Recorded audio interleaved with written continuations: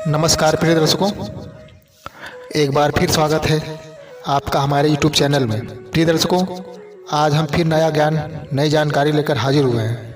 आज का जो हमारा प्रसंग है, आज की जो हमारी कहानी है, यह एक स्वर्ग पक्षी की कहानी है। यह कहानी बड़ी ही पावन एवं पवित्र कहानी है। इस कहानी का जिक्र गरुड़ पुराण में किया गया है। इस कहानी में स्वर्ग पक्षी के द्वारा बताए गए बातों को जो भी मनुष्य अमल करता है उसे निश्चय ही स्वर्गलोक की प्राप्ति होती है। इस कहानी को जो भी व्यक्ति सुनता है उसके तमाम पाप दुष्कर्म नष्ट हो जाते हैं। आज की जो कहानी है वह बड़ी ही ज्ञानवर्धक कहानी है, इसलिए वीडियो को पूरा देखें। जो लोग आधा अधूरा वीडियो देखते हैं उन लोगों को आधी अधूरी ही जानकारी प्राप्त होती है, जो कि आधी अधूरी जानकारी कभी कभी हानिकारक भी हो जाती है। इसलिए आपसे मैं यही कहना चाहूँगा कि आप इस वीडियो को पूरा देखें। प्रिय दर्शकों, पाप दोष सभी लोग करते हैं, उनको पता भी नहीं चलता और उनसे पाप हो जाता है। आज की पावन पवित्र कहानी गरुड़ पुराण ग्रंथ से ली गई है। कहानी शुरू करने से पहले जो भी दर्शक हमसे पहली बार जुड़े हैं वो हमारे चैनल को सब्सक्राइब कर लें और वीडियो को लाइक करके कमेंट अवश्य करें। घंटी वाले बटन को ऑन करना न भूलें ताकि हमारे चैनल पर आने वाली अच्छी ज्ञानवर्धक कहानियों का नोटिफिकेशन आप तक अवश्य पहुँचे। शुरू करते हैं आज की प्यारी सी कहानी को। प्रिय दर्शकों, बहुत पुराने समय की बात है। एक बूढ़ी दादी रहती थी। उस बूढ़ी दादी के एक बेटा था। वह बूढ़ी दादी अपने पुत्र की बड़ी धूमधाम से शादी करती हैं। अब वह बूढ़ी दादी निश्चिंत हो जाती हैं, यह सोचकर कि अब मेरे बेटे की शादी हो गई है, अब मेरी बहू भी आ गई है। दोस्तों, कुछ समय बाद उस बूढ़ी दादी के पुत्र के भी एक बेटा होता है और उस लड़के का नाम वह बूढ़ी दादी लक्ष्मी नारायण रखती हैं। कुछ दिनों बाद उस बूढ़ी दादी का पुत्र और बहू दोनों की मृत्यु हो जाती है। अब वह बूढ़ी दादी बहुत ही परेशानी महसूस कर रही थी, बहुत ही संकट में आ जाती हैं। अब वह बूढ़ी दादी अपने सीने पर पत्थर रखकर यही सोचती रहती हैं कि चलो मेरे बहू बेटे नहीं रहे, मेरा अभी पोता है, अब मेरा पोता ही मेरे बुढ़ापे का सहारा बनेगा। इसी के सहारे अब मैं जीवन जीऊँगी, यही मेरे बुढ़ापे का सहारा है। प्रिय दर्शकों, जब वह बूढ़ी दादी का पोता बड़ा होता है, थोड़ा समझदार हो जाता है, तो एक दिन अपनी दादी माँ से कहानी सुनाने को कहता है। वह अपनी दादी से कहता है कि दादी माँ, मुझे कहानियाँ सुनाओ। अब वह बूढ़ी दादी अपने पोते को कहानियाँ सुनाया करती थी। कभी पाताल लोक की कहानियाँ सुनाती तो कभी स्वर्ग लोक की कहानियाँ सुनाती, कभी विष्णु पुराण की कहानियाँ सुनाती तो कभी शिव पुराण की कहानियाँ सुनाती। प्रिय दर्शकों, एक दिन वह बूढ़ी दादी अपने बेटे को स्वर्ग लोक की कहानियाँ सुना रही थी, तो वह पोता बड़े ध्यान से कहानी को सुनता है। जब वह बूढ़ी दादी अपने पोते को स्वर्ग लोक की पूरी कहानी सुनाती हैं तो वह पोता अपनी बूढ़ी दादी से कहता है कि दादी माँ, क्या मैं स्वर्ग लोक देख नहीं सकता? आपने कहानी में इतना सुंदर सुंदर वृत्तांत बताया है, अब मेरा मन करता है कि एक बार स्वर्ग लोक हम भी देख लें। तब वह बूढ़ी दादी अपने पोते से कहती है, बेटा, स्वर्ग लोक हम नहीं जा सकते। स्वर्ग लोक बहुत ही बिरले लोग पहुंच पाते हैं। जो बहुत ही पुण्य आत्माएं होती हैं वही स्वर्ग लोक को जा पाते हैं। हर इंसान स्वर्ग लोक को नहीं पहुंच पाता। तब वह लड़का कहता है कि दादी माँ, मैं एक बार स्वर्ग लोक को खुली आंखों से देखना चाहता हूँ। प्रिय दर्शकों, अब वह लड़का जिद करने लगता है। कहते हैं ना कि त्रिया हट और बाल हट बहुत खराब हट होती हैं। यदि इसको पूरा नहीं किया जाता है तो ये पूरा घर सर पर उठा लेते हैं। प्रिय दर्शकों, अब वह बूढ़ी दादी का पोता जिद करते करते रोने लगता है और रोते रोते उसको नींद आ जाती है और वह पलंग पर सो जाता है। जब वह लड़का सो जाता है तो उसे एक स्वप्न दिखाई देता है। स्वप्न में देखता है कि एक बहुत ही अद्भुत विशाल व्यक्ति उसके पास आता है और सपने में आकर उस दादी माँ के पोते से कहता है कि पुत्र, तुम स्वर्ग लोक घूमना चाहते हो, देखना चाहते हो, तो इसके लिए बहुत सारा मूल्य चुकाना पड़ता है। यदि तुम वह सारा मूल्य दे सको तो मैं तुम्हें स्वर्ग लोक घुमा सकता हूँ। तब वह लड़का उस विशालकाय आदमी से कहता है, हमारे पास तो कोई भी मूल्य आपको देने के लिए नहीं है, आपको किस प्रकार का मूल्य चुकाना पड़ेगा? तब वह आदमी उस लड़के से कहता है कि जिस तरीके से तुम बाजार व मेले जाते हो तो कुछ वस्तु लेने के लिए कुछ पैसे चुकाते हो, इसी तरीके से स्वर्ग लोक में भी घूमने का मूल्य चुकाना पड़ता है। जो पैसा तुम लोग यहाँ पर चलाते हो वह पैसा स्वर्ग लोक में ही चलता।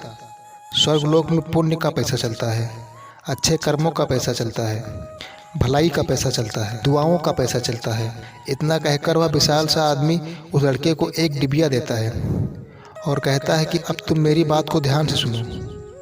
अब यह डिबिया अपने पास रखो। अब जो तुम पुण्य का काम, भलाई का काम करोगे तो इस डिबिया में एक सिक्का उत्पन्न होगा, और जब भी तुम कोई गलत कार्य करोगे तो इस डिबिया में से एक पैसा नहीं आएगा, और इसमें से पहले से जितने होंगे वो भी खत्म हो जाएंगे। इतना कहने के बाद वह डिबिया देकर वहाँ से चला जाता है। जब सुबह होती है और वह लड़का उठता है तो वह अपने पलंग पर वह डिबिया सचमुच पाता है। वह डिबिया पाकर वह बहुत प्रसन्न होता है और सोचता है कि मैं अवश्य ही इस डिबिया को पैसों से भर दूंगा, उसके बाद मैं स्वर्गलोक जा सकता हूँ। उसी दिन उस लड़के को उसकी दादी माँ 20 रुपया देती हैं। वह लड़का उस पैसों को उसी डिबिया में डाल देता है। उसके बाद वह लड़का अपने घर से बाहर चला जाता है। रास्ते में उसे एक भिखारी मिलता है। वह लड़का सोचता है यदि मैं इसे भिखारी को पैसे दे दूंगा तो हमारे पास कुछ नहीं बचेंगे। यही सोचकर वह लड़का आगे बढ़ जाता है। तभी उस लड़के को सामने से उसके गुरुजी आते हुए दिखाई देते हैं। उस लड़के के जो गुरुजी थे वो परमार्थ करने वाले बच्चों से बड़ा प्रेम करते थे। अब वह लड़का सोचने लगता है यदि मैं अपने गुरुजी के सामने इस भिखारी को भिक्षा देता हूँ तो मेरे गुरुजी मुझे बड़ा प्रेम करेंगे और मुझे अच्छी अच्छी शिक्षा देंगे। यही सोचकर वह लड़का उस भिखारी को भिक्षा दे देता है। तभी उसका गुरु उसके पास आकर उसके सर पर हाथ रखकर शाबाशी देता है। इसके बाद वह लड़का अपने घर आकर वह डिबिया खोलकर देखता है, उसमें कुछ भी नहीं था।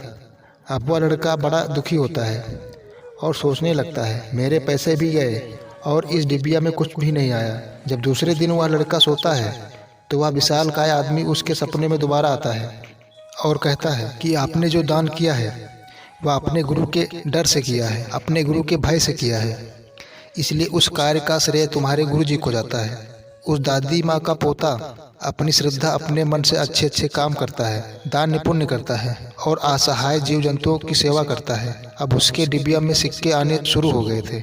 एक दिन वह लड़का अपने द्वार पर खेल रहा था। तभी एक लड़की उसके पास आकर खेलने लगती है। जब वह लड़की उससे कुछ गलत शब्द बोलती है तो वह लड़का उसकी पिटाई कर देता है। पिटाई करने के बाद वह अपने घर चला जाता है और घर जाकर देखता है उस डिबिया में तो उसमें से कुछ सिक्के गायब हो गए थे। यह देखकर लड़का दुखी होता है। वह लड़का अच्छे तरीके से समझ गया था कि यदि मैं अच्छे काम करूँगा तो डिबिया में पैसे आएंगे और यदि मैं बुरे कार्य करूँगा तो पैसे गायब हो जाएंगे। अब वह लड़का सिर्फ अच्छे कार्य ही करने लगा। कुछ दिन के बाद उसकी वह डिबिया सिक्कों से भर गई। अब वह लड़का बड़ा ही प्रसन्न होता है और सोचता है कि अब मेरी डिबिया सिक्कों से भर गई है, अब मैं स्वर्गलोक को जा सकता हूँ, वहाँ घूम सकता हूँ। यही सोचते सोचते वह लड़का एक बगीचे की ओर चला जाता है। जब वह लड़का बगीचे में पहुँचता है तो वह देखता है कि एक बुजुर्ग आदमी बैठा रो रहा है।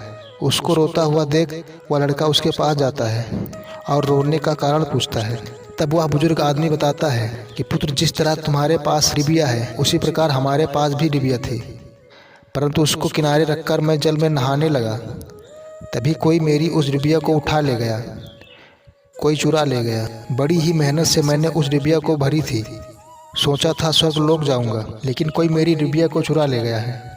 अब मैं स्वर्गलोक नहीं जा सकता। तब वह लड़का उस बूढ़े आदमी से कहता है कि आप परेशान मत हो, आप मेरी यह डिबिया ले लो और स्वर्गलोक को चले जाओ। तब वह आदमी कहता है, नहीं, यह तुम्हारी डिबिया है, तुमने बहुत सारी मेहनत की है, बहुत सारे पुण्य किए होंगे, तब जाकर ये डिबिया आपकी भरी होगी, इसलिए मैं इसे कैसे ले सकता हूँ। अंततः वह लड़का उस वृद्ध आदमी को वह डिबिया दे देता है। तब वह आदमी उस लड़के के आंखों पर हाथ फेरता है। जैसे ही उसकी आंखों पर वह व्यक्ति हाथ फिरोता है, वह लड़का स्वर्गलोक पहुँच जाता है, वहाँ घूमने लगता है। वह स्वर्गलोक देखता है। तब वह सोचता है, जो मेरी दादी माँ कहानी में बताया करती थी, ये तो उससे भी ज़्यादा सुंदर और मनोरम है। प्रिय दर्शकों, अब वह वृद्ध व्यक्ति उसी रूप में आ जाता है जिस रूप में उस लड़के को सपने में विशालकाय आदमी आता था। तब वह लड़का उससे पूछता है, आप कौन हैं? तब वह विशालकाय आदमी बोलता है, लक्ष्मी नारायण, मैं भी नारायण हूँ। इस सृष्टि का पालनहार तथा श्रृंगार मैं ही करता हूँ। तब वह लड़का श्रीहरि विष्णु जी के चरणों में गिर जाता है। तब श्रीहरि उसका आशीर्वाद देते हुए कहते हैं कि अब तुम जो मांगना चाहो मांग सकते हो। अब तुम स्वर्ग लोक में हमेशा के लिए रह सकते हो। अब तुम्हें पृथ्वी लोक पर जाने की आवश्यकता नहीं है। तब वह लड़का श्री हर्ष विष्णु जी से कहता है, मैं स्वर्ग लोक में रह नहीं सकता, इसलिए आप मुझे वापस पृथ्वी लोक भेजिए। मैं पृथ्वी लोक में वापस जाना चाहता हूँ, लेकिन मुझे अलग पहचान के साथ भेजिए, ताकि पृथ्वीवासी भी यह देख सकें कि पृथ्वी से जीवित भी कोई व्यक्ति स्वर्गलोक जा सकता है, और पृथ्वीवासी मुझे स्वर्ग का वासी कहें, जो मुझे स्वर्ग के नाम से जाने। तब विष्णु जी उस लड़के को एक सुंदर पक्षी का रूप दे देते हैं और कहते हैं, अब तुम स्वर्ग लोक से उड़कर पृथ्वी लोक जा सकते हो, और जब तुम पृथ्वी लोक पर पहुंच जाओगे तो वहां के वासी तुम्हें स्वर्ग पक्षी के नाम से जानेंगे। इसके बाद वह लड़का स्वर्ग से उड़कर पृथ्वी पर आ जाता है। इसके बाद उस लड़के की दादी माँ भी जीवित स्वर्ग लोक पहुँच जाती हैं। इसके बाद वह लड़का स्वर्ग पक्षी बनकर अपना जीवन पृथ्वी लोक पर व्यतीत करता है। प्रिय दर्शकों, कहा जाता है स्वर्ग पक्षी को सुबह सुबह देखने से बड़ा शुभ माना जाता है। दोस्तों, कहानी कैसी लगी कमेंट करके ज़रूर बताएं, और जो भी दर्शक हमारे चैनल पर नए जुड़े हैं वो हमारे चैनल को सब्सक्राइब अवश्य कर लें। धन्यवाद।